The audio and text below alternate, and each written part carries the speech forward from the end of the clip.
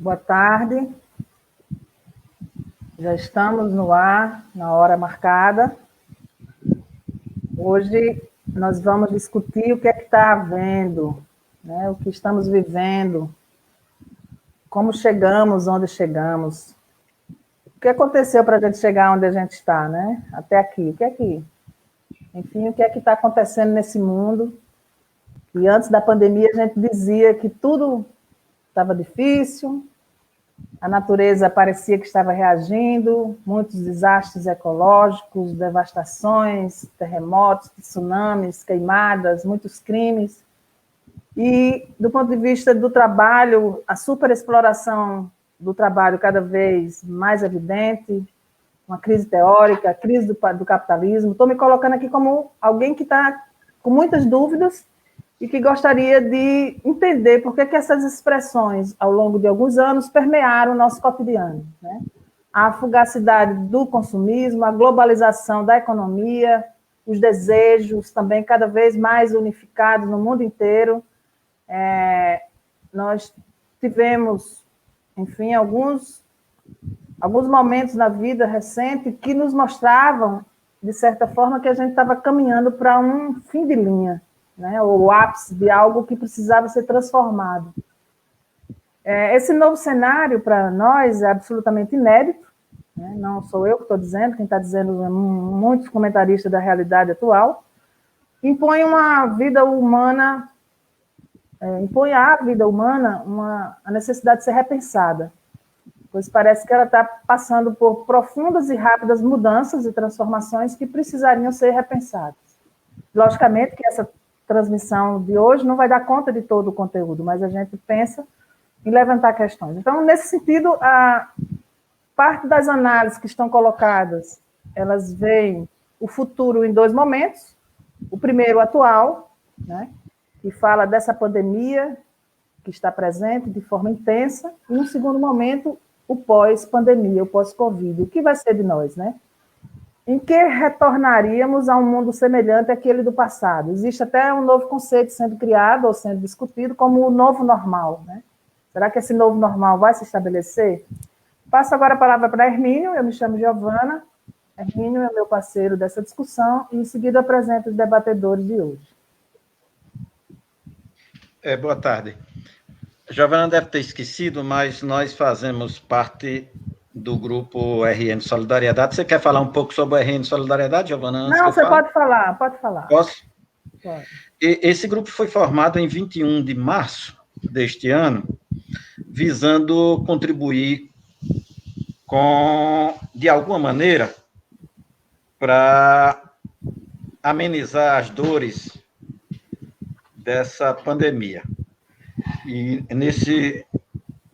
quando nós criamos, eu e Giovana, foi através de um grupo de WhatsApp, e nós centramos em 3 pontos. Primeiro era a comunicação, que, de certa forma, é o que nós estamos fazendo agora e o que temos feito tanto através de mim e de Giovana, mas também através de outros companheiros do grupo, médicos, economistas, etc. Outro eixo de ação era produzirmos documentos que pudessem ajudar as gestões sobre os problemas que nós consideramos mais prementes. E, para isso, nós já formulamos 17 documentos, que o professor Humberto chama de escritos, sobre todos os temas, praticamente, que estão em evidência nesse momento da pandemia. Tratamos desde a questão dos sepultamentos até a questão do transporte coletivo, falamos sobre os cuidados com os idosos, sobre isolamento social, tratamos sobre algumas ações com relação a alguns gestores específicos, como, por exemplo, a governadora do Estado, Prefeitura de Natal e prefeituras de modo geral, especialmente na atenção básica. E o outro eixo é produzirmos EPIs que possam ajudar a proteger as pessoas que estão no front, ou seja, os profissionais de saúde que estão trabalhando no atendimento da rede pública ligada ao SUS. Esse trabalho tem sido muito intenso. Talvez eu nunca tenha trabalhado tanto na vida, mesmo em isolamento social, quando posso, mas esse trabalho tem sido muito intenso. E hoje nós estamos aqui para conversar sobre as nossas esperanças e desesperanças. E eu queria fazer uma retrospectiva na minha visão, ou seja, a minha ótica de ver essa evolução e por que nós chegamos até aqui. Eu remonto a minha própria trajetória nos movimentos sociais como cidadão. Em 1984, nós lutamos pela reabertura política. Era o último governo da ditadura militar, e era o governo de João Figueiredo, para os mais jovens, e nessa época, nós, além de lutarmos, era a volta das pessoas que tinham sido exilado, e o fim do AI-5, e nós lutávamos por eleições diretas em todos os níveis. Para quem não é dessa época, nós só podíamos eleger prefeitos desde que não fosse, e vereadores, e deputados estaduais e federais, e senadores. Mesmo assim, ainda tinha senadores biônicos. Nós lutávamos por eleições diretas em todos os níveis, inclusive para presidente e para prefeito das capitais. Nós fomos frustrados nessa luta da eleição direta, que mobilizou o país inteiro, numa campanha maravilhosa, que teve talvez como ícone dessa luta Ulisses Guimarães, que juntava uma frente de centro-esquerda no Brasil. E em 1985, esses movimentos não conseguiram a eleição direta, mas conseguiram a eleição de Tancredo Neves num colégio eleitoral, ou seja, através do Senado. Só que Tancredo não chegou a tomar posse. Quem tomou posse foi José Sarney. Foi uma ducha de água fria, porque Sarney era e é fruto das oligarquias nordestinas e sempre foi ligado à Arena e aos movimentos que apoiaram os militares. Mas Sarney assumiu e o país inicialmente caiu as esperanças, mas pelo menos tínhamos um presidente civil. E aí veio uma crise econômica enorme. O governo Sarney foi marcado por crises econômicas. Em 1988, para vocês terem ideia, um determinado mês deste ano, a inflação chegou a 82% ao mês. Depois disso, e no meio dessa crise econômica, da desesperança das pessoas que lutaram pelas eleições diretas, surgiu a primeira eleição livre para todos os cargos, em 1990, que elegeu, para a frustração de todas as pessoas progressistas e que tinham lutado por eleição direta, nós lutamos por uma coisa e ganhamos Collor de Mello. Collor de Mello foi eleito diretamente num segundo turno contra Lula, e neste momento as nossas esperanças, que já estavam baleadas pelo governo Sarney, elas foram por terra. E o governo Collor de Mello foi marcado pela anarquia política, econômica. Se chegou a ponto de confiscar dinheiro de poupança no governo Collor. E ele foi perdendo sustentação. De fato, ele não tinha uma representação política, nunca teve, mas foi um fenômeno que surgiu dessa insatisfação do governo Sarney. E em 1992, ele renuncia e assume Itamar Franco. Itamar Franco assumiu um mandato tampão para terminar como vice-presidente de Collor, que era, e foi Itamar Franco, de certa forma, começou a haver um ordenamento dessa questão política e também da questão da economia. Foi Itamar Franco que tinha como o ministro da Economia, Fernando Henrique Cardoso, que criou o Plano Real, que até hoje, de certa forma, é o pilar da economia brasileira a partir de 1993, quando foi criado. Em 1995, elege-se Fernando Henrique Cardoso, que tinha um projeto de centro-esquerda e deu continuidade, aprofundou as reformas do Plano Real e colocou em prática um plano um plano social que tinha como Ruth Cardoso, a esposa dele, como cérebro disso.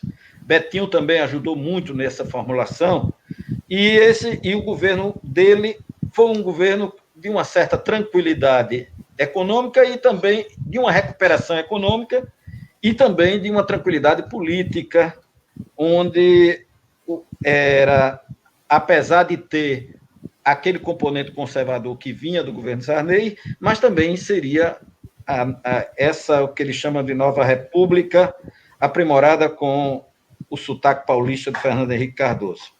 E aí, nesse processo de amadurecimento da democracia, nós tivemos a eleição de Lula, que era um aprofundamento mais à esquerda do governo Fernando Henrique Cardoso.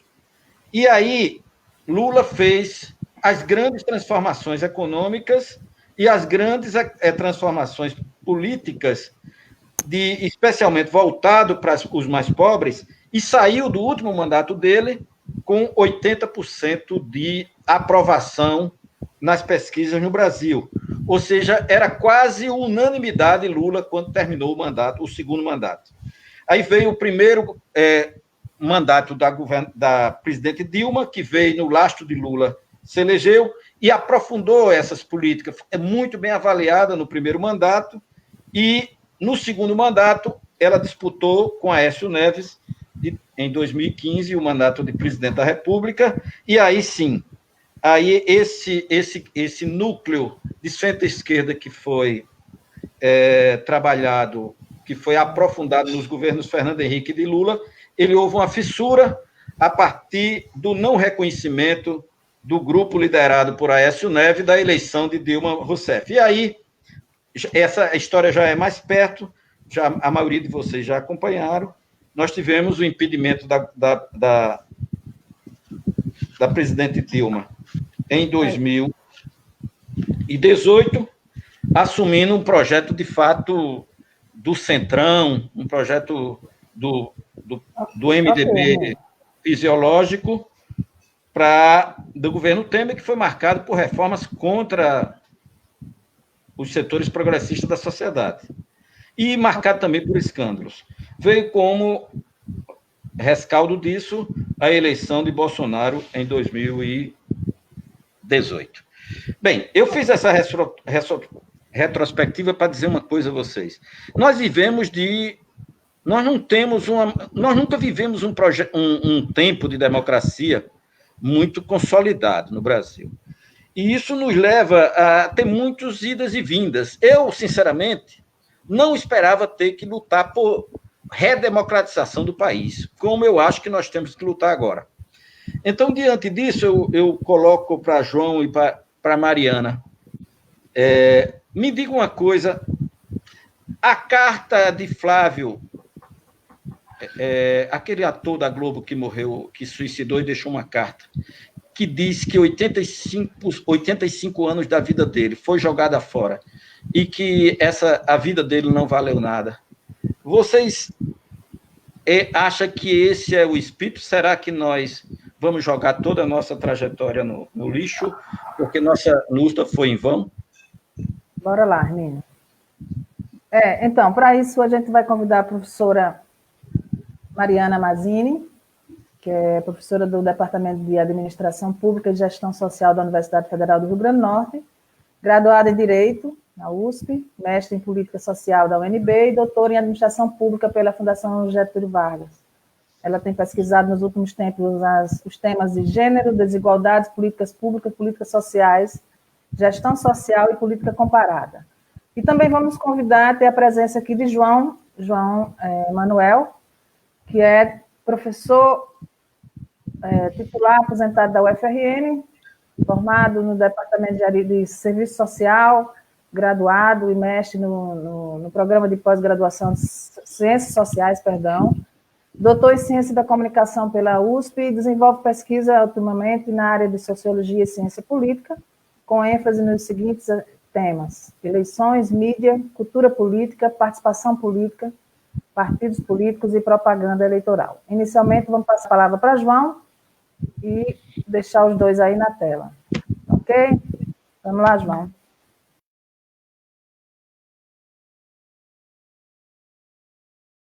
Estar aqui com Mariana para conversarmos um pouco sobre algumas dessas questões aí que estão na agenda como consequência da pandemia que nós estamos vivendo. Hermínio fez uma observação que eu acho que termina conduzindo a coisa para uma dimensão que eu acho que é importante, mas que não é, eu acho que a principal para a gente entender o que é que nós estamos vivendo. Eu queria fazer algumas observações mais gerais para a gente entender o problema das pandemias e mais, quer dizer, a humanidade vai ter que se preparar para conviver de forma mais rotineira com pandemias talvez mais violentas do que essa que nós estamos vivendo. Então, eu gostaria de chamar a atenção para uma coisa bem mais geral. Quer dizer, eu acho que por que é que a gente está vivendo essa pandemia? E, para isso, a gente precisa fazer uma observação geral sobre como é que o sistema em que nós vivemos ele funciona. Nós vivemos num sistema capitalista em que o objetivo do sistema é valorizar o próprio capital. Ou seja, a satisfação das necessidades humanas é algo secundário. Quer dizer, poderá ou não estar como um dos objetivos das ações, das atividades econômicas ou também das atividades governamentais. O centro do sistema ele gira em torno da acumulação do próprio capital. Ou seja, o capital ele atua como uma espécie de um sujeito autômato no sentido de produzir a sua própria autovalorização. E é dentro desse contexto que a gente pode entender exatamente o quê? O problema da ameaça ambiental que nós estamos vivendo. A humanidade hoje vive no limiar de uma catástrofe ambiental que pode comprometer a sobrevivência da espécie humana. Por que isso acontece? Porque o capitalismo, desde quando ele se instaura como sistema econômico, ele tem uma vocação de se expandir em todas as direções. Então, quer dizer, se ele começa na Europa, ele logo em seguida ele vai produzir colônias, submeter as colônias à sua lógica da acumulação primitiva do capital, e essa lógica de expansão cada vez mais intensa do capital, ela não se interrompe em nenhum momento. Você pode até ter momentos diferentes dessa forma de expansão do capitalismo. O que é que isso provoca em termos assim bem simples? Primeira coisa, quer dizer, o capitalismo ele precisa o tempo inteiro criar novas fronteiras para a acumulação de capital. E ao fazer isso, ele começa exatamente a criar o quê? Quer dizer, as situações, os ecossistemas que existiam há muito tempo na história da humanidade, quando se depara com o capitalismo, quer dizer, o capitalismo provoca, na verdade, uma ruptura com o equilíbrio ecológico que você tem nesses ecossistemas. Então, quer dizer, quando você tem as grandes pandemias, essa pandemia não é a primeira pandemia que a humanidade vive. Nós já tivemos a peste negra no final da Idade Média, tivemos a gripe espanhola, e nos últimos 20 anos nós tivemos vários surtos epidêmicos que foram, felizmente, contidos. Tivemos o ebola, tivemos a gripe suína, tivemos a gripe aviária, tivemos a vaca louca, ou seja, tudo aponta na perspectiva de que o capitalismo vai produzindo cada vez mais situações de desequilíbrios ecológicos que desencadeiam, por desequilibrarem sistemas ecologicamente equilibrados, eles desencadeiam surtos novos, de novos vírus que vão, em geral, passar de espécies animais para a espécie humana.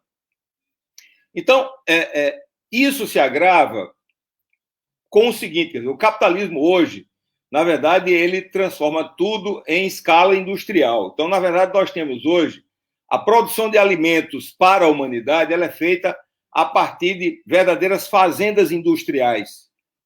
Por exemplo, você tem a produção de frangos, a produção de bovinos, a produção de suínos em escala industrial. Ao você fazer isso, você cria um ambiente assim, que favorece a proliferação de vírus que você não tem controle sobre eles. Então, quer dizer, a espécie humana está lidando com esse problema já há mais de 20 anos. Quer dizer, o coronavírus e a Covid-19, na verdade, talvez tenha sido um desses episódios em que fugiu do controle. Qual é um outro problema que acontece? Quer dizer, que explica também um pouco o que a gente está vivendo. Quando você o capitalismo vai penetrando, ele vai deslocando as populações que estão na fronteira das florestas para dentro, cada vez mais dentro das florestas. Então, você vai criando novos desequilíbrios ecológicos. Então, quer dizer, essas coisas somadas é que explicam por que é que nós estamos vivendo esse problema dessa pandemia. Todos os especialistas chamam a atenção de que o coronavírus não é uma pandemia das mais destrutivas. O grande problema dela é o nível de contaminação, porque do ponto de vista da letalidade, ela é relativamente, vamos dizer assim, ela não é tão grave. Mas nada nos assegura, nos protege, no sentido de que nós tenhamos que enfrentar problemas semelhantes muito proximamente. Eu estou fazendo essa observação, que é a observação mais geral, para a gente entender o que é que está acontecendo. Ou seja, o que nós estamos vivendo hoje, a pandemia do coronavírus, do novo coronavírus e da Covid-19, na verdade, é consequência do avanço do capitalismo e do desequilíbrio ecológico que o capitalismo produz em todos os recantos do mundo. Quando você tem um sistema mundializado, isso exatamente dá um alcance global. Eu estou fazendo uma observação muito rápida, isso implicaria em a gente fazer novos desenvolvimentos explicativos, etc., mas só para a gente começar a conversa.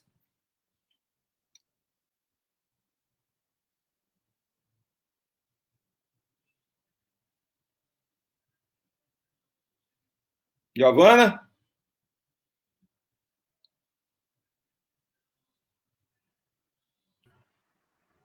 Bom, já que Giovana, a mediadora, teve algum problema técnico, Mariana... Não, eu estou aqui, João.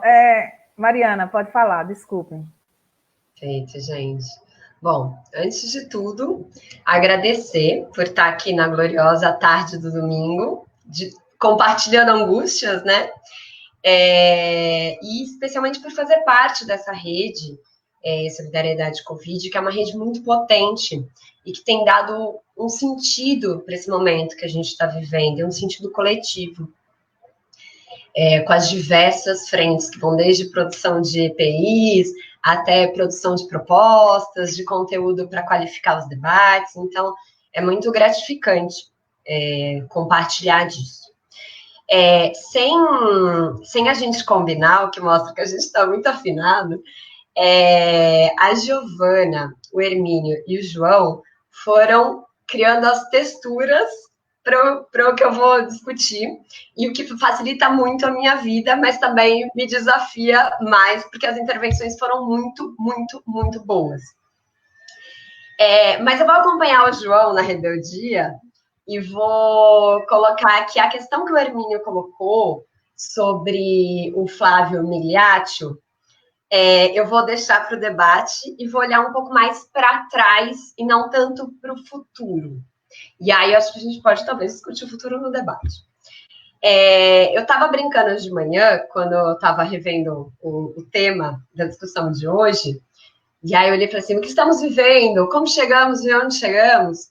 Aí eu lembrei daquele meme da Turma da Mônica, que tá o cachorro de Cebolinha correndo, desesperado, aí tá o pai de Cebolinha correndo e o Cascão correndo, e eles estão gritando, o que aconteceu? O que aconteceu? Eu não sei, eu não sei. E aí eu pensei, nossa, a gente tem dado essa resposta há alguns anos. Essa sensação de um pouco de desespero e de não saber muito bem, e tá acontecendo alguma coisa que parece que tá atropelando a gente. E eu acho que a gente tem sido convidado a dar uma resposta, ainda não existe uma única resposta, mas eu sempre penso o seguinte, se a gente se mete em roubada coletivamente, a gente só vai conseguir achar a porta de saída dessas roubadas coletivamente também.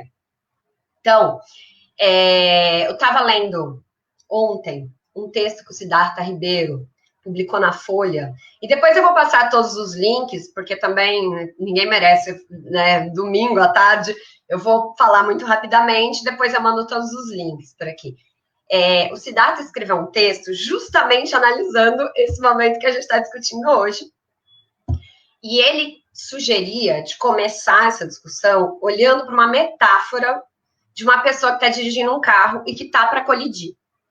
E ele dizia que nesses momentos prévios da colisão, parece que você vê cada instante muito devagarzinho, você consegue ver muita coisa, apesar de serem instantes muito rápidos. E eu já sofri um acidente de bicicleta, eu vou dizer que isso é verdade. E aí eu olhei essa figura e eu falei, é isso. Então, é mais ou menos como se a gente estivesse dirigindo, igual uns doidos, numa estrada muito perigosa, em alta velocidade, bêbados, respondendo uma mensagem no WhatsApp. É essa situação que a gente está. E aí a gente estivesse num filme de sessão da tarde, que a gente pudesse congelar essa imagem e olhar pelo retrovisor e falar, tá, mas como que a gente chegou nessa situação aqui? Então eu vou pegar emprestada a figura do Siddhartha, mas eu vou olhar mais para trás. E aí, e já aproveitando todas as questões que foram trazidas, eu acho que a gente pode olhar para essa questão pensando que a gente tem uma estrada, que são, digamos, as estruturas de como a gente chegou ali. A gente tem um trajeto, que é a conjuntura, e tem um terceiro estranho que chega nessa conversa. Quando eu olho para as estruturas, eu aproveito o que o João estava colocando e digo o seguinte, a nossa estrada, Brasil, é uma estrada profundamente desigual. Nessa estrada, tem gente andando de carroça e tem gente andando de Hilux. Tem gente comendo e bebendo VIP à la Vonté dentro do carro, porque tem uma série de pessoas, mulheres, pessoas negras, atendendo às suas necessidades. Essa é uma estrada muito desigual. Essa é a nossa estrutura. O que eu estou dizendo existem relações sociais que produzem essas desigualdades. E essas relações, elas são interseccionalizadas. Ou seja, elas estão imbricadas. A gente está falando de classe, gênero e raça. Essas palavras são todas muito difíceis, mas eu queria dizer que é quase como se fosse assim, um emaranhado, um super nó, assim. E a gente, essas estradas estão estruturando onde a gente está indo e a gente está andando por elas. Nessa estrada, a gente tem a conjuntura. E a conjuntura, o Hermínio estava trazendo bastante essa discussão, e eu não vou remeter tão longe o processo, mas eu queria pegar o livro da Rosana Pinheiro Machado, O Amanhã Vai Ser Maior, que inclusive depois eu vou deixar o link porque é muito legal, e voltar, na verdade, em junho de 2013, e colocar o seguinte, a partir de junho de 2013, a gente viveu no Brasil uma série de manifestações e protestos das mais variadas. A gente teve as manifestações de junho, as jornadas de junho, a gente teve os rolezinhos dos adolescentes no shopping, a gente teve a primavera feminista, a gente teve os secundaristas se revoltando nas escolas, a gente teve a paralisação dos caminhoneiros, a gente tem uma série de manifestações. E elas são muito variadas, mas elas também têm alguns pontos que, em maior ou menor medida, permitem um diálogo. A primeira questão é que, em maior ou menor medida, elas trazem uma insatisfação com aquilo que o Estado oferta, com a qualidade do serviço público, com a forma que as pessoas estão incluídas nesse sistema. Segundo, elas trazem uma visão antissistêmica contra tudo isso que está aí. De novo, em maior ou menor medida, cheio de nuances. Em terceiro, elas também se organizam de uma forma que não tem uma liderança clara a priori estabelecida. Então, elas fazem parte desse ecossistema de conjuntural de revoltas, digamos assim. E essa conjuntura, e aí eu concordo muito com a Rosana, ela não é a priori de esquerda ou de direita, ela é muito diversa. Só que as narrativas estão disputando essa conjuntura. E tem uma narrativa que vai captar esse processo e que vai se projetar e que vai chegar à presidência da República. Essa narrativa é a narrativa da extrema-direita populista.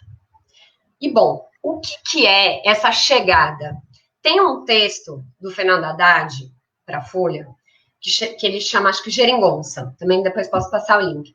E aí ele volta na discussão do Geringonça em Portugal para dizer que no Brasil a gente também tem um tipo de Geringonça, que é o governo federal da pessoa que eu não vou dizer o nome, porque eu sigo a Angela Davis, eu não falo o nome. O que é essa Geringonça? Essa Geringonça, ela tem praticamente 3 patas. A primeira pata é o neoliberalismo. A segunda pata é o fundamentalismo. A terceira é o autoritarismo. Eu acho que essas patas, aí assim, não é o Haddad, sou eu acho que essas patas são assimétricas. Porque enquanto o fundamentalismo e o autoritarismo são constitutivos, são os eixos desse carro, dessa geringonça, o neoliberalismo é quase um pacto pragmático. Porque o neoliberalismo, ele faz parte da estrutura, mas a política neoliberal de não intervenção do Estado, de valorizar as soluções liberais, é quase como se fosse o pedágio que se pagou para poder seguir com o fundamentalismo e autoritarismo, que é o que é caro para esse projeto político. Isso é o especialmente caro. O que não significa que um seja mais importante que o outro, mas é o que está na cabeça desse projeto político. Se é possível falar em cabeça de projeto político. Mas o que a gente tem, então? Então, eu queria olhar especialmente para o autoritarismo e para o fundamentalismo. O autoritarismo, ele está ligado a uma visão antidemocrática que envolve o uso de força nas suas diversas expressões. Exército, polícia, milícia, acesso a armas. Então, é muito disperso, mas está muito ligado a uma visão antidemocrática de política.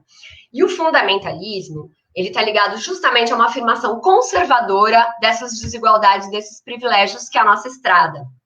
Então, a ideia de que a gente quer reforçar essa estrada desigual.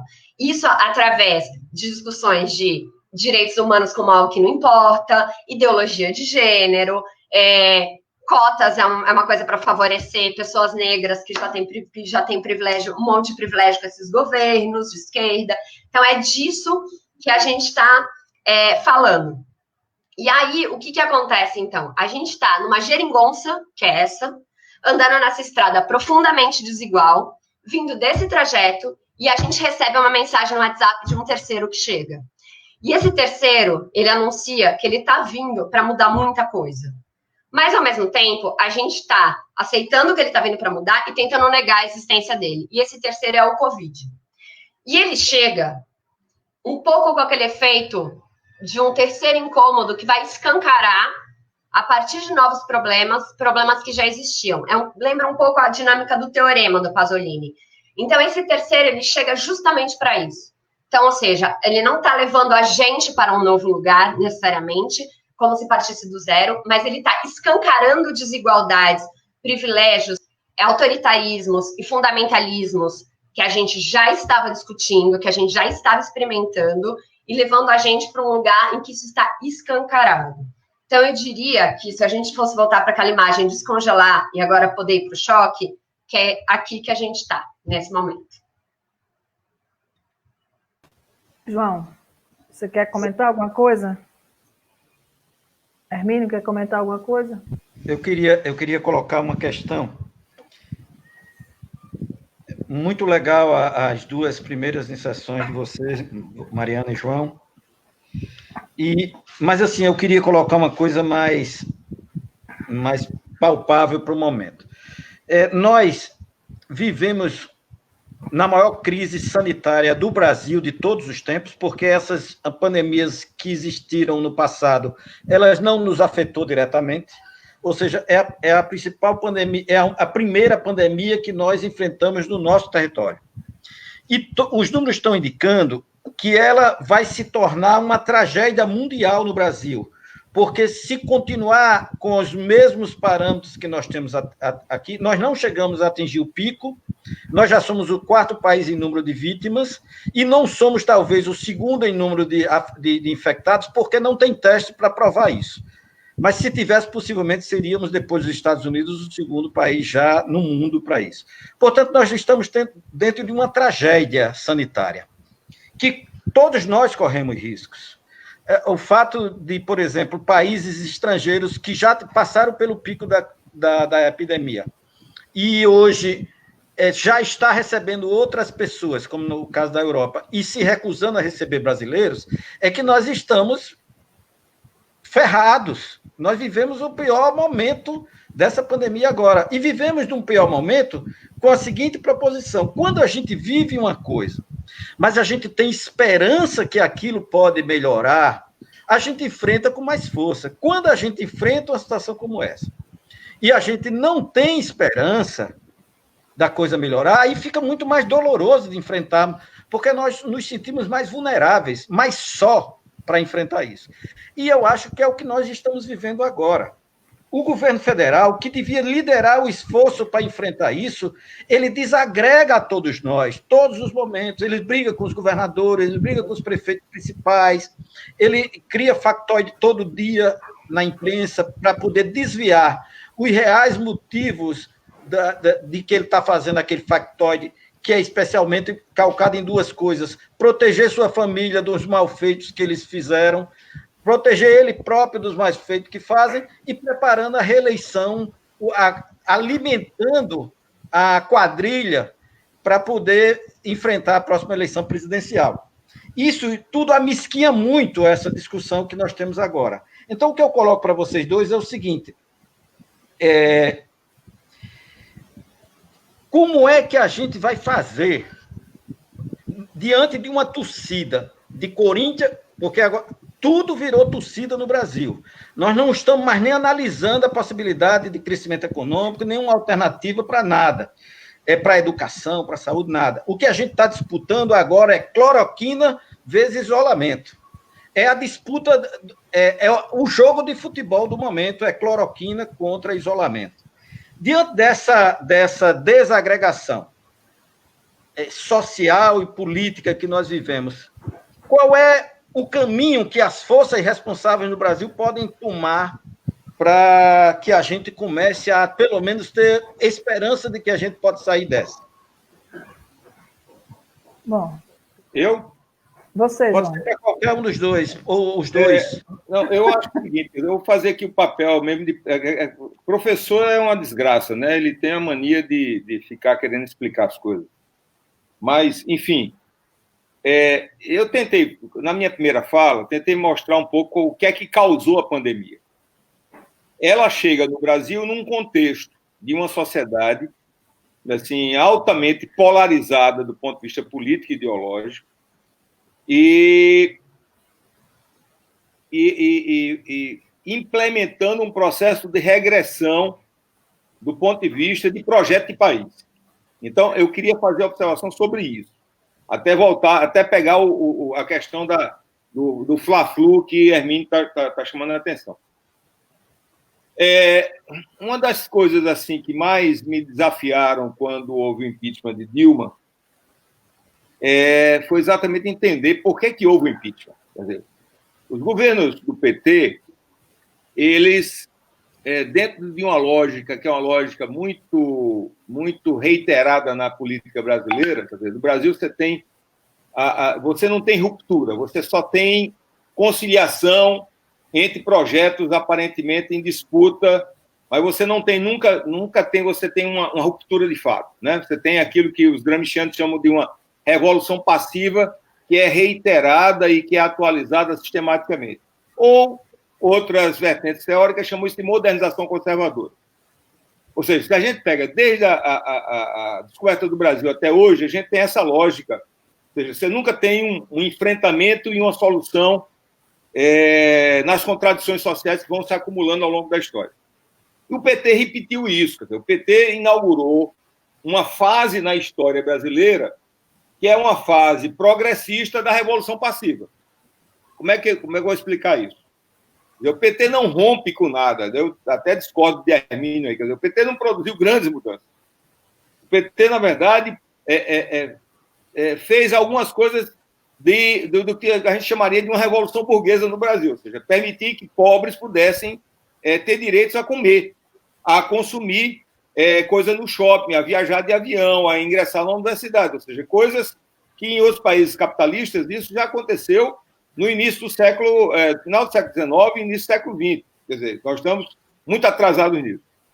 E aí, pensando sobre isso, eu cheguei à seguinte conclusão. Quer dizer, o que é que explica que a nossa classe dominante, que se beneficiou do governo Lula, quer dizer, na verdade, os governos Lula implementaram uma política de ganha-ganha, ou seja, todo mundo ganhou, né? O governo Lula e o primeiro governo Dilma também, mas depois começou a ter problemas na implementação depois da crise de 2008 e depois isso aí criou um outro contexto político.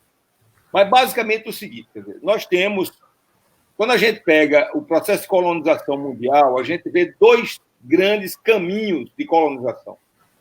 Uma é a colonização de exploração e a outra é a colonização de povoamento. Onde você teve colonização de povoamento, você instituiu uma sociedade que as pessoas começaram a criar instituições para se fixarem no território e criarem oportunidade para as pessoas que moravam naquele território. Mesmo com populações que estavam em situações, vamos dizer assim, socialmente, vamos dizer assim, desprestigiadas nos seus lugares, países de origem. Se você pega, por exemplo, a Austrália, Nova Zelândia, se você pega o Canadá, se você pega os Estados Unidos, foi um pouco isso. Mas, mesmo assim, as pessoas que saíram dos seus países de origem para esses lugares e onde eles foram morar, eles construíram países e sociedades com patamares de reconhecimento de direitos. Quando você teve o outro caminho, que é um caminho que é até predominante na história do capitalismo mundial, que são as colônias de exploração, você criou sociedades extremamente, sociedades como as nossas, ou seja, uma elite local que não tem nenhum compromisso com a própria sociedade, com o próprio povo. Na verdade, essa elite, ela no início, ela virou cúmplice da expoliação colonial e depois ela virou cúmplice da expoliação imperialista. Essa elite, ela não tem nenhum projeto de país. Ela sempre está subordinada ao projeto de país daquele que domina os países coloniais ou semicoloniais. Então, o que é que acontece? Em geral, essas elites, elas estimulam uma cultura autoritária, excludente, elitista e antinacional. Então, se a gente entender um pouco isso, a gente vai entender o dilema do Brasil. Quer dizer, o Brasil é um país em que a elite não tem um projeto de país, ou seja, é como se você não tivesse uma elite com capacidade de produzir um projeto de país que mobilizasse a sociedade em torno dele. Quando os governos do PT eles chegam começam a implementar algumas mudanças, na verdade, eles se depararam com dois entraves estruturais. O primeiro foi essa inexistência do que a gente chamava, nos anos 60, de uma burguesia nacional. Ou seja, você fez todo um conjunto de políticas para favorecer um grupo de empresários ou de empresas que constituiriam cadeias de valor importantes para que o Brasil tivesse uma inserção internacional em outro patamar. Só que esse sujeito político não existe. E a prova que não existe é que, na hora de dar o apoio político, ele terminou exatamente o quê? Apoiando o golpe e destituindo os governos do PT e apoiando exatamente a política de regressão que foi desde Collor, desde Temer até agora o Bolsonaro. Por outro lado, a gente tem que entender também o contexto geopolítico. O Brasil, depois dos governos do PT, enquanto descoberta do pré-sal, o Brasil passou a dispor de um conjunto de condições de ser um protagonista na cena internacional. Com a participação do Brasil nos BRICS, com a relação multilateral que o Brasil começou a estabelecer com a América Latina, com a África e com a Ásia, com o desenvolvimento de tecnologias próprias, com a importação de tecnologias que garantiu a defesa do pré-sal, você criou uma situação de que o Brasil estava na iminência de se tornar uma potência econômica e militar regional. Infelizmente, os governos do PT, eles menosprezaram exatamente o quê? A reação que o imperialismo iria desencadear. O imperialismo norte-americano não iria permitir que o Brasil passasse a se constituir como um protagonista no cenário internacional, desequilibrando o jogo geopolítico internacional, particularmente na América Latina.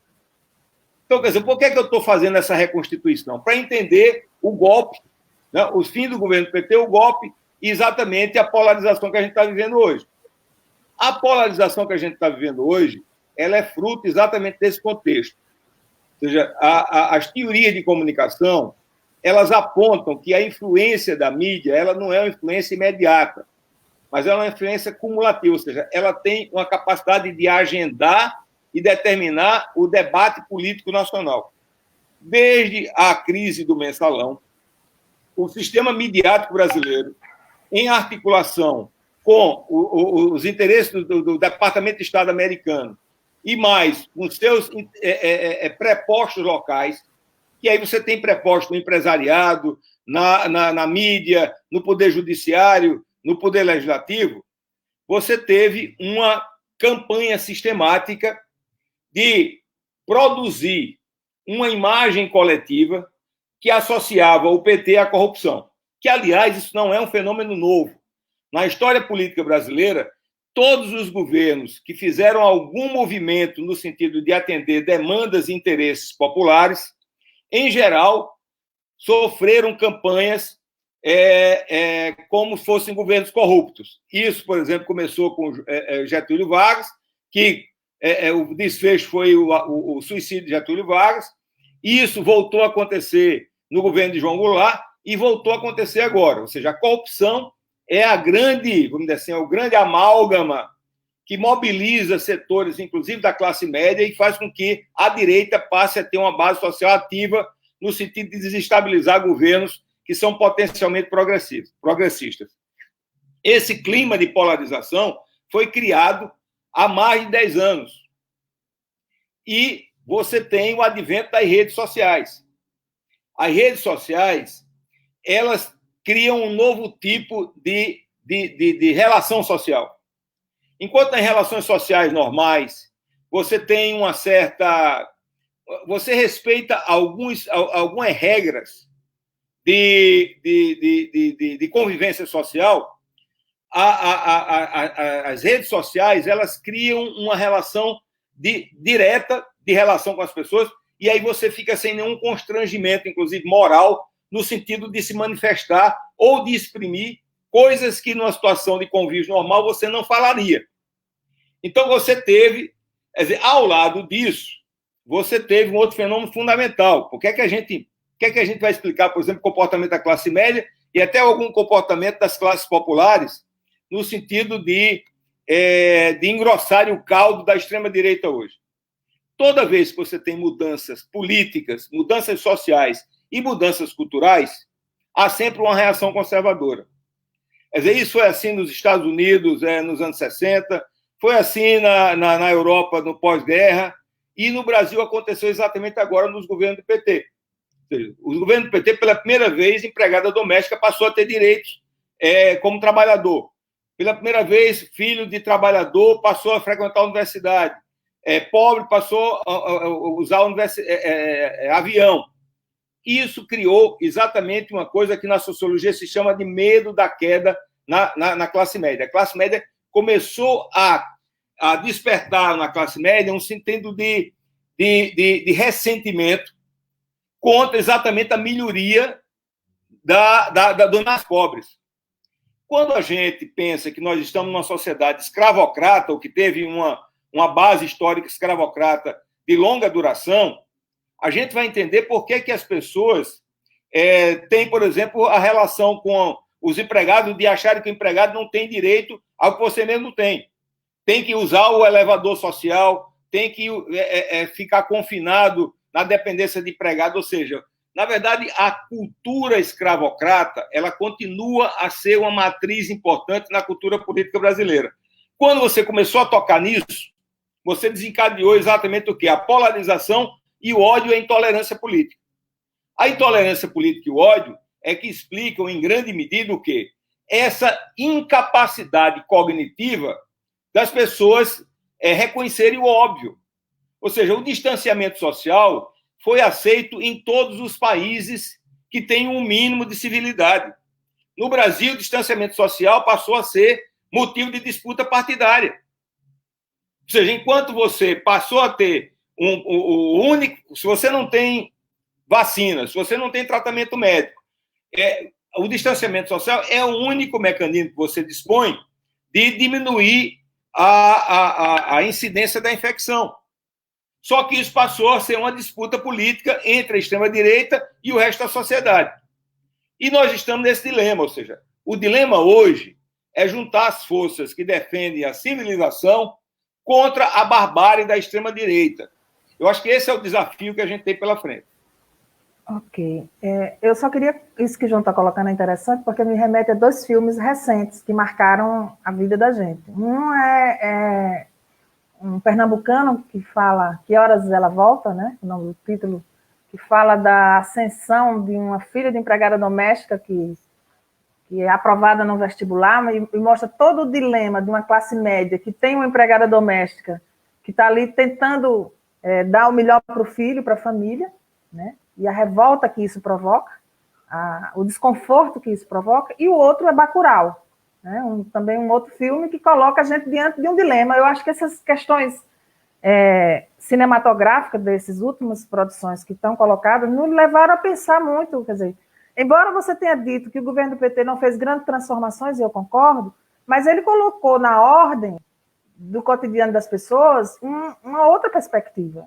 Quer dizer, eu também posso ser, mesmo que as políticas sociais do governo do PT tenham colocado muito menos o discurso, muito menos a formação e muito mais a questão da sobrevivência, sem grandes reflexões. Mas isso se refletiu, de alguma maneira, em alguns tipos de mudanças na sociedade, né? Tanto é que se reflete na produção cinematográfica que nós temos tido nos últimos tempos. Mariana, você quer... Importante que você... Acho que nenhuma fala, obviamente, vai dar conta de tudo, acho que nem é esse o objetivo, e a vantagem é que a gente pode um pouco ir aproveitando o quebra-cabeça que a gente está montando aqui para ir trazendo algumas peças novas, sem, de forma alguma, trazer algo que seja totalmente diferente do que já está sendo posto, que a gente está montando esse mosaico aqui, né? Eu vou recuperar um pouco a questão do Hermínio, para um pouco olhar para o futuro. Claro que sempre que a gente olha para o futuro, a gente faz um exercício de futurologia bastante problemático, especialmente no novo normal, né? Como a Giovana colocava. Eu acho que um pouco o Hermínio, a angústia do Hermínio, acho que estamos aqui compartilhando angústias e coletivizando visões de problema e estratégias para lidar com. E aí, como que a gente faz? Acho que essa é um pouco a angústia. Para onde a gente vai? O que a gente vai fazer? A gente entendeu que a gente tem como se diz lá na minha terra, um BO enorme, né? Então, beleza. O que a gente vai fazer daqui para frente? Eu acho que não vai ter uma resposta pronta e não existe a resposta também. Mas eu acho que tem algumas questões que a gente vai ter que considerar. A primeira delas é que eu acho que a gente precisa conhecer melhor as narrativas da direita e das direitas. E eu digo isso fazendo meia-culpa, porque na eleição passada eu descobri quem era a Joyce Hasselman um pouco antes das eleições. E eu descobri que existia uma metanarrativa paranoica do comunismo tomando o mundo, que era o Foro de São Paulo, no processo eleitoral. E eu acho que isso é sintomático do tanto que a gente campo progressista, descolado do que estava acontecendo. Então, assim, uma primeira questão é que a gente precisa entender melhor as estratégias da direita, entender melhor como ela se articula em conteúdo e formato. E isso é muito desafiador, mas a gente precisa fazer isso. Então, acho que essa é a primeira, porque eu vou colocar aqui algumas questões, partindo do pressuposto que é o seguinte, a pandemia, ela está acirrando e criando uma situação absolutamente dramática, mas que não é em si nova, porque a gente está lidando com uma pandemia que tem um caráter novo e uma estrutura que já existia antes dela chegar e que já era bastante dramática, o que a gente está vivendo no Brasil, tanto em ponto de vista estrutural quanto em ponto de vista conjuntural. Então, eu vou partir do pressuposto de que se a gente sobreviver a essa colisão, que quando a gente recebeu o Covid, a gente colidiu, se a gente sobreviver a essa colisão, pode ser, como o Siddhartha dizia, que a gente saia, consiga cambaleante levantar, pode ser que a gente não levante, a gente morra, eu espero que não, enquanto nação, que a gente não morra, mas que a gente vai ter que fazer alguma coisa. E esse fazer alguma coisa, a resposta é, a gente vai ter que fazer política, porque não tem solução fora da política. Pelo menos para quem parte de uma premissa democrática, não vai ter solução fora da política. Então, acho que a primeira coisa é conhecer melhor as direitas e conhecer melhor essas estratégias, esses conteúdos, o que está em disputa. E o que a gente não consegue, porque a gente não consegue tocar. Existe um núcleo duro que a gente não está conseguindo tocar. E a gente ganha do ponto de vista de narrativa, no contexto da pandemia, quando a gente consegue mostrar que o nosso projeto é um projeto inclusivo, é um projeto pela vida, é um projeto pelo cuidado, mas a gente sente que tem um núcleo muito forte que fica surdo para as nossas palavras e que continua reproduzindo. E esse núcleo, essa estratégia, ela está aí, a gente precisa entender melhor essa estratégia.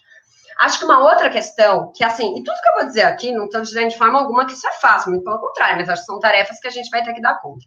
Eu vou chamar de escuta empática, que é o seguinte, como a gente está num contexto muito polarizado, a gente já escuta o outro criando um simulacro sobre ele.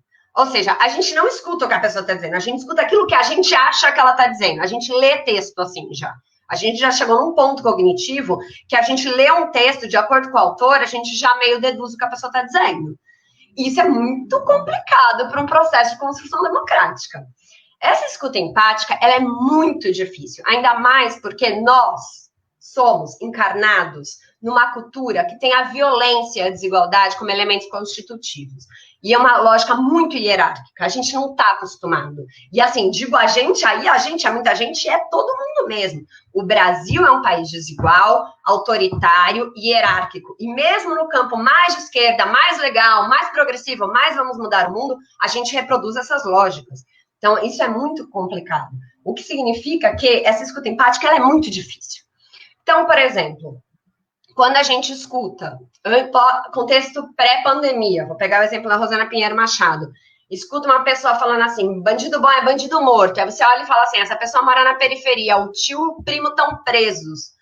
O que essa pessoa está querendo dizer? E ela fala, cara, essa pessoa teve o celular roubado, o celular que ela levou um mês trabalhando para conseguir comprar aquele celular. E aquele celular, na lógica da cidadania pelo consumo, era a forma dela se incluir na sociedade. A pessoa roubou a identidade dela. É muito difícil para a pessoa lidar com isso, que não nessa chave, ainda mais quando você traz soluções muito fáceis, a lógica punitivista, etc. No contexto atual, qual que eu acho que, por exemplo, é um desafio para o nosso campo? Eu, por exemplo, eu vejo as pessoas estão com máscara, elas estão com máscara com o nariz para fora, elas estão com a máscara no queixo, elas estão com a máscara na orelha, não, elas estão com a máscara em todos os lugares, menos onde deveria estar. E aí você chegar para a pessoa e falar, olha, desculpa te atrapalhar, mas assim, o nariz para fora da máscara não vai resolver nada, e queixo com máscara não resolve nada. E a pessoa vai falar, esse negócio é muito chato de máscara, nossa, atrapalha, tipo, eu não consigo respirar. E a gente olha e fala assim, essa pessoa vai matar o mundo, esse bolsominion. Cara, já era, acabou a comunicação. E aí você olha, essa pessoa é um batalhador da periferia, que, assim, tem dificuldades enormes de sobrevivência, que está com muito medo, que vive num contexto muito, muito desafiador. Uma casa com várias pessoas sem acesso à internet, sem saber como vai fazer o corre do amanhã. E aí, para essa pessoa, a gente precisa entender o que essa pessoa está querendo dizer. Quando ela ignora as regras de uso de máscara. Ela não é uma ignorante, que não tem... Se a gente parte desse pressuposto, a gente está sendo classista e a gente não entendeu o que essas pessoas estão vivendo. Então, essa escuta empática, eu acho que assim, é um dos grandes desafios que a gente tem e dos mais difíceis, porque significa a gente ter que escutar coisas que às vezes a gente não está querendo e ter que, assim, entender isso e usar, mas se a gente não fizer isso, acabou, a gente está falido, a gente não vai conseguir agir politicamente. Essa é uma parte difícil, mas importante. O outro ponto é que eu acho que a gente vai ter que falar de forma mais inclusiva, porque tem um ponto do que a gente está vivendo no Brasil, e que é uma coisa, assim, bem obscurantista, contra o conhecimento, contra a ciência, mas que tem um sentido nisso. As pessoas veem, muitas vezes, o campo progressista como um campo arrogante, que fala de forma que ninguém entende, que é completamente hermético, a própria palavra hermético já é hermética, e que elas se sentem completamente burras, elas não conseguem conversar. A gente vai ter que construir uma forma de falar, isso não é banal, não é algo que é simplesmente, a gente vai fazer um memezinho e vai colocar nosso conteúdo. Eu acho que nessa pandemia, quem mais tem feito por isso tem sido a Anitta e a Gabriela Prioli. Porque elas têm organizado umas lives para discutir política, que é um negócio surreal. Eu assisto todas. Porque a Anitta, ela assume a função de trazer a forma que as pessoas entendem a política no Brasil. E faz as perguntas que as pessoas têm vergonha de fazer. Então ela vira e fala assim, mas o que é isso de esquerda e de direita? Mas deputado federal, estadual, a gente vota em muita gente. Quem são essas pessoas? Mas qual que é a diferença? E ela fica desafiando a Gabriela a ter que explicar de uma forma que as pessoas entendam. E esse é um laboratório incrível. Acho assim, e assim, com lives vistas assim, por tipo, milhares de pessoas no Brasil. Então eu acho que a gente vai ter que pensar uma forma. Não acho que todo mundo tem que virar youtuber, mas fazer política tem que partir da nossa realidade. Se nossa realidade é profundamente desigual, significa que as pessoas também têm acesso à informação e conhecimento de forma profundamente desigual. Então acho que tem um ponto aí. Aí, 2 últimos pontos só para encerrar. Tem um ponto que é super complexo, porque tem uma boa parte do campo progressista de esquerda, que não é toda, obviamente, mas tem uma parte que fala muito, acho que nós fazemos parte desse campo, que é um campo que tem muitos privilégios. É um campo que é de uma classe privilegiada, são pessoas brancas, a gente está falando de homens, a gente está falando de vários marcadores de privilégio. Isso significa que o nosso projeto, o que a gente está discutindo, a forma que a gente vai responder isso que a gente está vivendo, tem que partir disso. E aí, quando a gente diz que a pandemia afeta todo mundo, isso é verdade, a pandemia afeta todo mundo, mas de forma muito diferente. Porque uma pessoa tem um Hilux e pode ir para um Albert Einstein da vida. Outra pessoa está numa carroça. E graças a Deus não, graças a nós, pessoas que atuam no mundo real, que existe o SUS. Porque o SUS é o que está salvando a gente. Mas o SUS foi fruto de um sucateamento. E aí, eu acho que a gente precisa entender as desigualdades e os privilégios e assumir isso de forma radical. Porque significa que isso precisa mudar. A gente precisa mudar a forma que a gente faz política, assumindo os nossos privilégios e questionando os nossos privilégios. Então, acho que eu estou fazendo aqui uma cartografia metodológica de fazer política, que eu acho que é um pouco uma forma de dialogar com a pergunta do Hermínio. E aí, por fim, eu acho que a gente tem que construir uma narrativa. As narrativas seguem em disputa. Não foi só em junho que elas estavam em disputa, elas estão em disputa. A narrativa da pandemia está em disputa. E eu acho que a gente, para conseguir trazer uma narrativa que consiga trazer uma síntese, consiga responder e consiga fazer que a gente saia cambaleando dessa queda e consiga se levantar, que não é um processo de amanhã para depois de amanhã, é um processo político que vai ser difícil. A gente vai ter que construir uma narrativa que não seja preguiçosa, a gente não pode simplesmente reproduzir, porque o que a gente fez funcionou até certa medida, não funcionou até certa medida, a gente vai ter que responder de uma forma criativa, e criativa em termos de conteúdo e método. A gente precisa incluir perspectivas, a gente precisa mudar estratégias, e a gente precisa fazer isso para ontem, porque a gente levanta de um tombo, a gente cai em outro, e isso a gente já aprendeu, que no Brasil atual, em que essa pessoa é o presidente da República, a gente tá convidado o tempo inteiro para ficar caindo, levantando, a gente já nem lembra mais do tombo passado. Então, a gente tem algumas tarefas para ontem nesse sentido. E eu acho que essas são algumas questões com as quais a gente vai se enfrentar no contexto da pandemia, depois da pandemia. Eu acho que essas questões, elas são urgentes, mas elas são também permanentes. Eu acho que talvez essas sejam algumas questões para a gente pensar como fazer, que era a preocupação que me pareceu da fala do Hermínio. Nós já estamos encaminhando para o final, né? Já faz 1h05 que nós estamos conversando, e a perspectiva nossa sempre é ter uma live de mais ou menos 1 hora. Mas eu queria, assim, Giovana é quem dá o fechamento, mas eu queria colocar uma coisa que podia ser mais rápida, a resposta de vocês dois, de Mariana e de João. João coloca uma coisa, como na primeira fala que ele fez, como se as pandemias elas fossem inevitáveis no mundo hoje, em função de duas coisas principais: do consumo exagerado que as pessoas estão se impondo e para a destruição do meio ambiente. Essa própria pandemia, que não se sabe ainda a origem certa, mas se desconfia razoavelmente de que tenha sido feita por morcegos. Então, se os morcegos sempre tiveram esse vírus e ele só se manifestou dessa forma agora, é porque houve algum desequilíbrio que fez eles transmitir para os humanos. Eu queria que vocês objetivamente colocassem duas questões que me veio à cabeça, João e Mariana.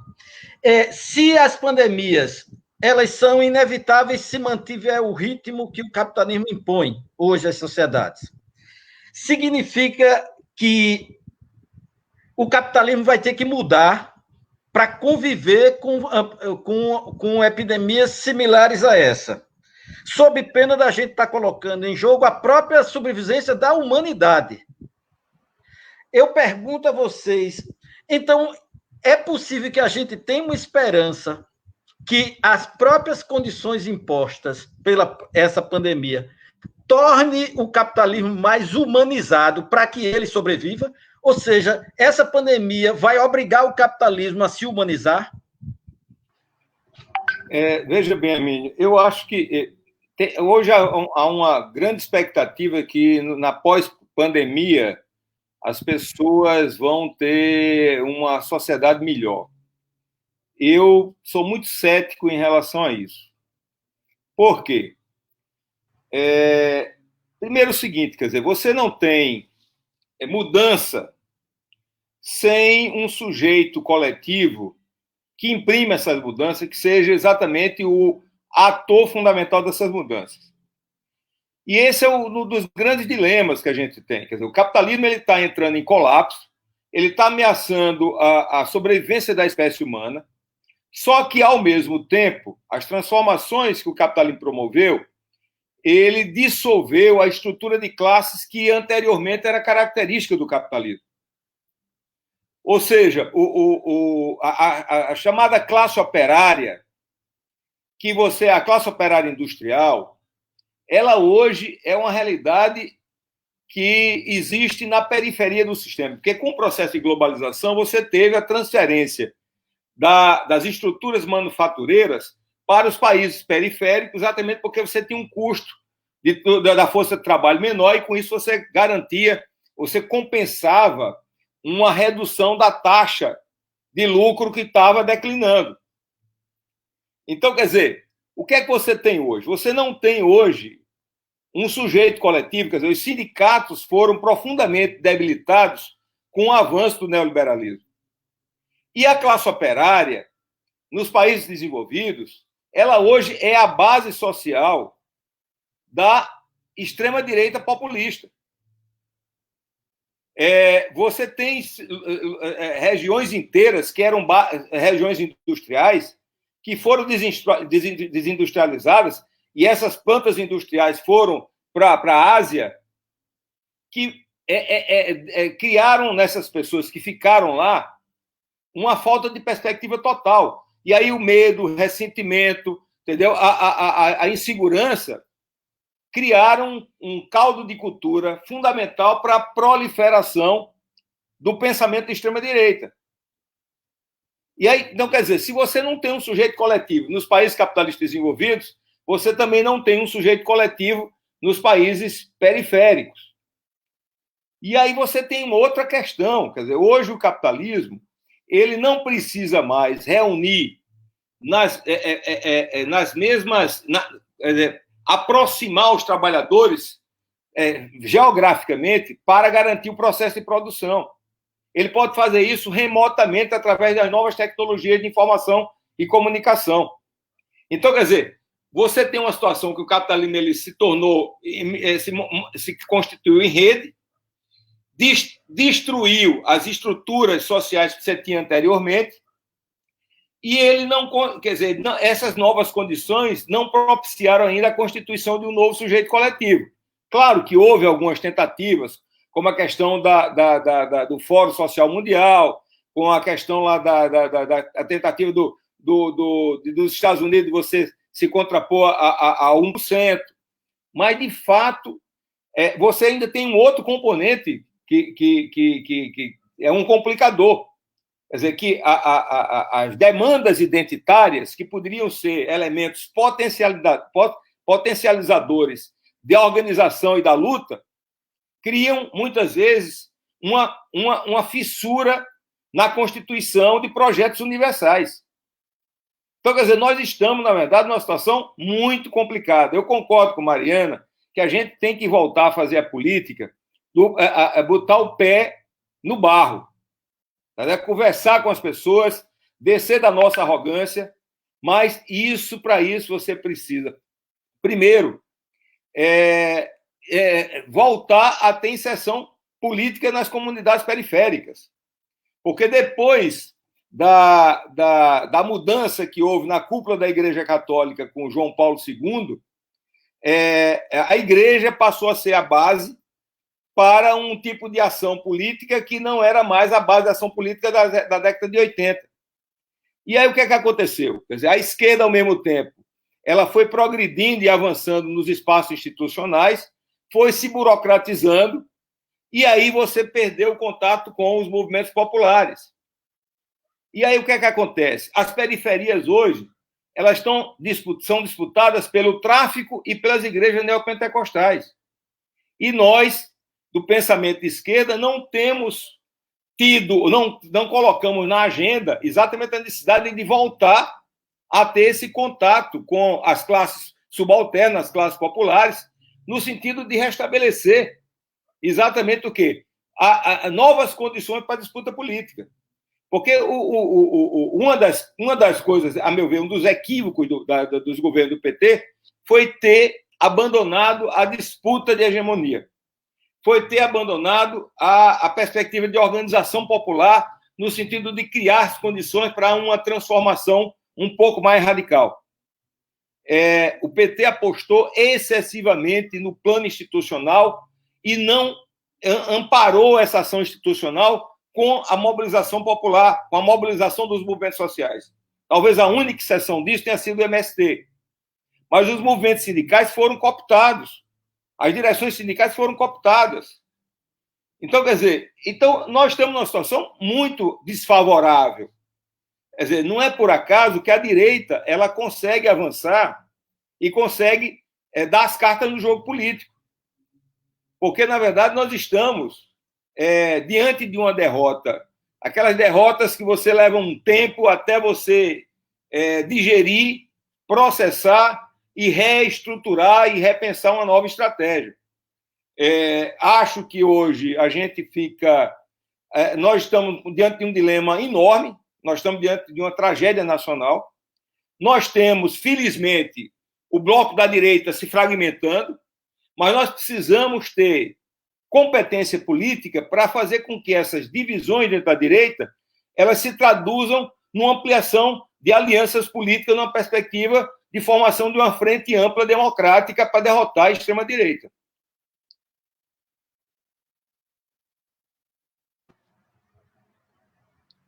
Posso?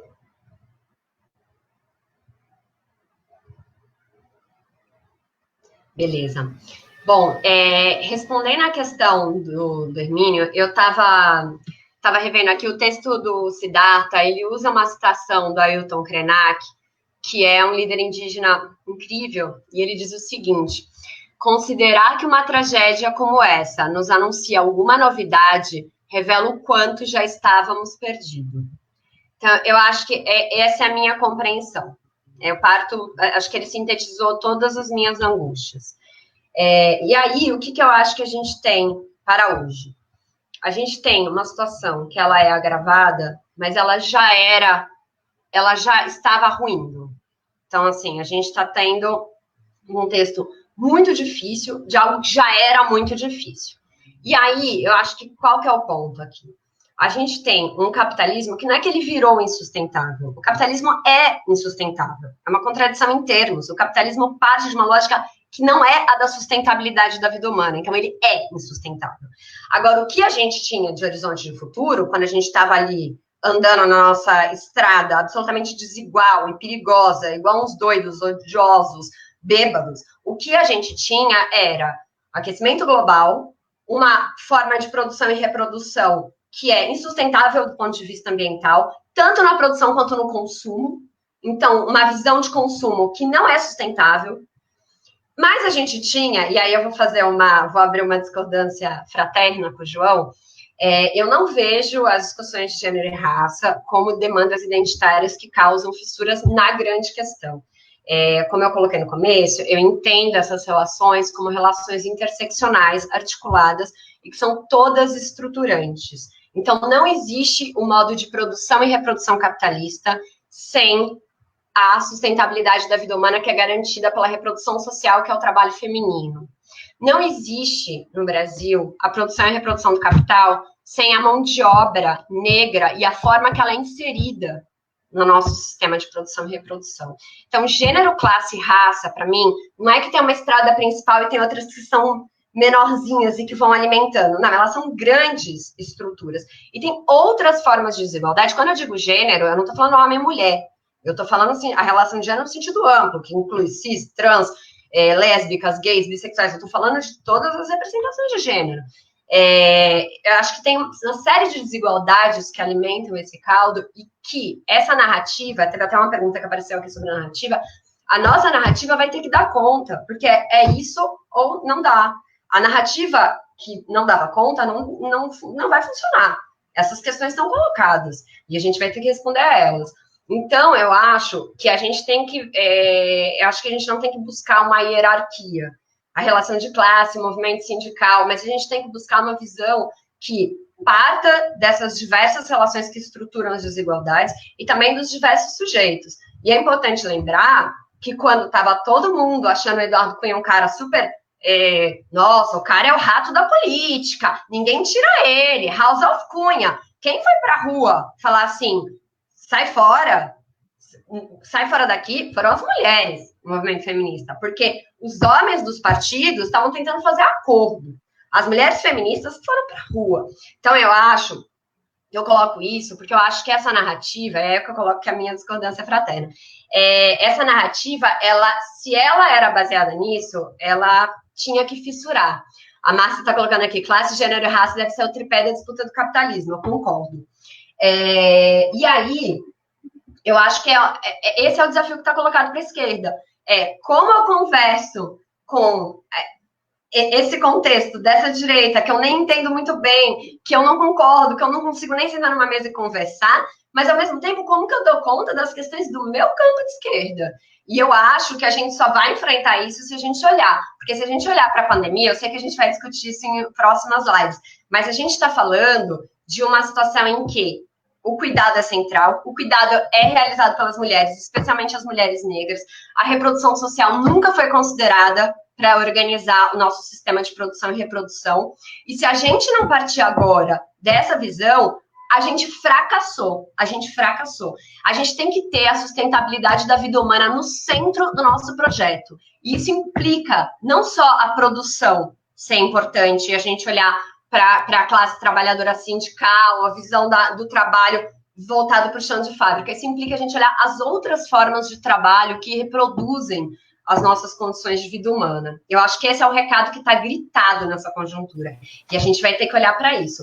E aí, eu encerro dizendo o seguinte, nem estrutura e nem agência. Nem tudo é só estrutura, então não é um jogo que a gente só vai lendo e as coisas vão acontecendo, a gente vai vendo para onde as coisas vão. A estrada, ela não é só a estrada. A gente, quando caminha, a gente cria a própria estrada.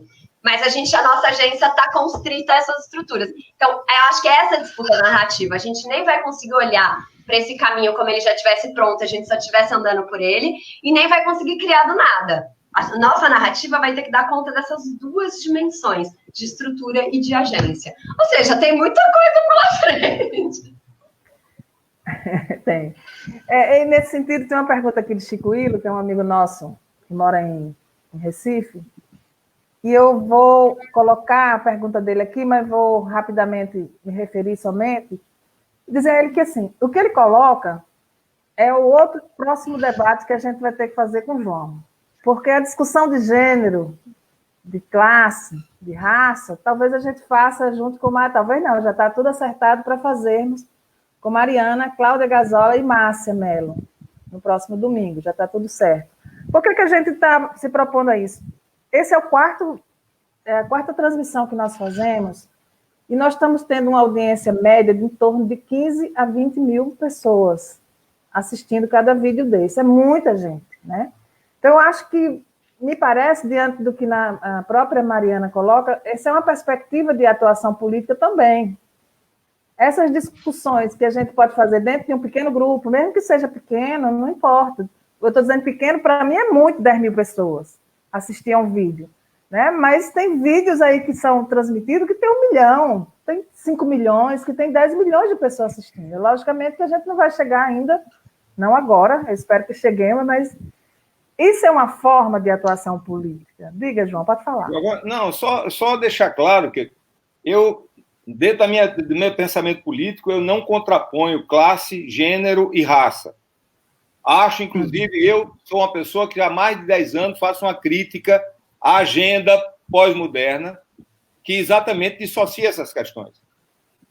O que eu estou dizendo é exatamente o seguinte, quer dizer, com a luta identitária, ela traz um elemento de complexificação na articulação política de um projeto mais universal.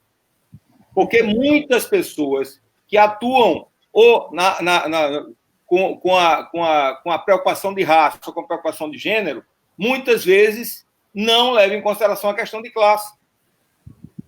Ou seja, absolutiza uma das dimensões que são fundamentais nesse problema das desigualdades sociais. Quer dizer, eu acho que a esquerda precisa ter um projeto que enfrente globalmente as desigualdades e as formas de opressão. Todas as formas de opressão e desigualdade. Quando a gente privilegia uma e esquece outras formas, a gente, na verdade, não está contribuindo para pensar um projeto de emancipação humana. Perfeito. Só para reproduzir o que Chico Hilo está perguntando, ele pergunta 1, são 3 perguntas. 1, civilização ou barbárie? Qual a narrativa vencerá? 2, a nossa geração convive com uma peste visível, que é o desgoverno atual. E 3, como iremos vencer o modo imperialista em curso hoje, com um agente invisível, o coronavírus? O isolamento social, até quando? Eu acho que isso é uma questão que fica para uma outra discussão, a gente já está bastante avançado. Eu gostaria de agradecer ao convite e queria já fazer outro convite a João para a gente agendar uma outra discussão, aí a gente ficaria mais só com o João, como Mariana vai puxar também para a discussão só sobre o feminismo na pandemia, né? E aí pensar numa proposta que desdobrasse, porque sempre tem muito tema que a gente pode, enfim, dialogar e avançar na discussão. Para entender. Eu acho que todos nós estamos muito perdidos, né? No plano real, estamos mais perdidos ainda, com governos completamente desnorteados, sem darem a resposta de proteção que a população precisa, e no plano, enfim, naquilo que nós gostamos e fazemos, que é no plano teórico, de discussões, estamos também, do meu ponto de vista, ainda tentando encontrar caminhos. Hermínio. Eu não sei se nós ajudamos as pessoas a entender por que nós chegamos a esse negócio atual, não. Não sei, eu tenho minhas dúvidas. Mas, assim, foi muito legal conversar com vocês. Mas eu queria dizer às pessoas, agora não é a vocês dois, eu queria dizer às pessoas, ei, vocês têm que fazer alguma coisa hoje. Ô, Hermínio, tem uma lógica. Se eu te interromper, tem uma lógica, Tom Zé, que é confundindo para esclarecer. Então, acho que tem um pouco isso também. Mas o que é certo é o seguinte, nós precisamos fazer alguma coisa hoje. Eu vou voltar a Betinho. Quem tem fome tem pressa. O que é que nós podemos fazer agora para a gente sobreviver e depois lutar por essas coisas todas que nós precisamos fazer? Nós precisamos respeitar a ciência. Nós não temos, como o João disse, nós não temos tratamento para essa doença.